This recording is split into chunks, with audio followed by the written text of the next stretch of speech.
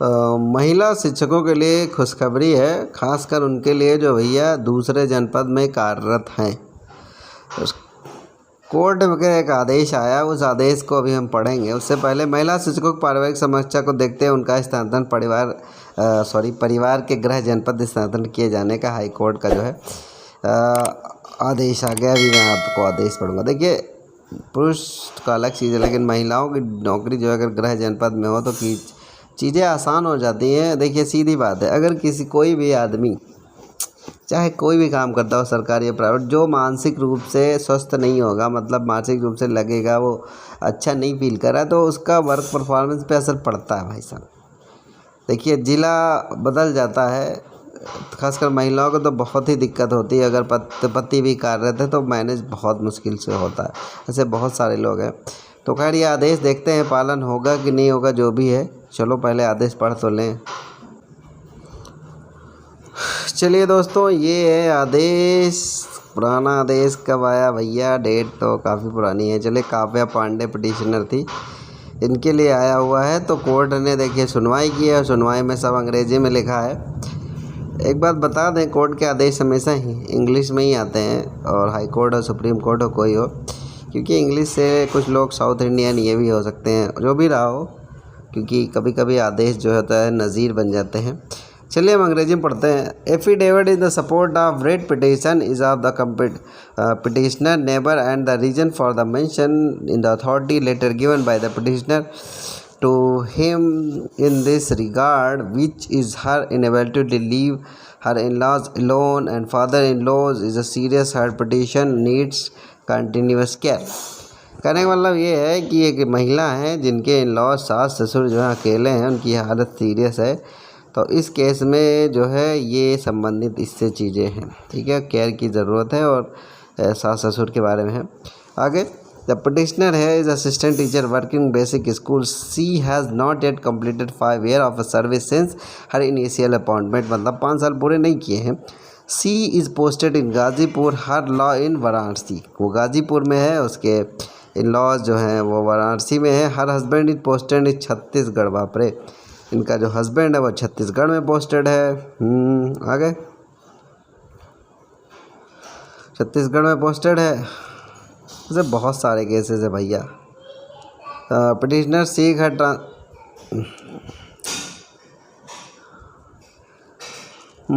आगे, husband posted Chhattisgarh.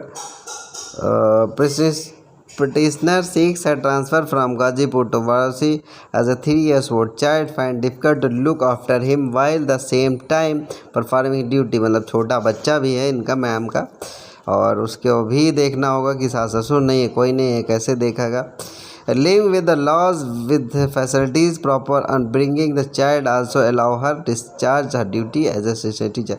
कह रही हैं कि अगर वो अपने होम टाउन होंगी तो सास ससुर बच्चों के साथ रहेगा, उसकी परवरिश भी ढंग से हो जाएगी, और जो है वो अपना ड्यूटी भी अच्छे से कर सके। जैसे मैंने कहा था, learned counsel for the petitioner relies upon the rule, ये सारे Uttar Pradesh basic education in short rule which permit such inter departmental transfer of a women teacher in special circumstances at place resident their husband or in laws which reads under.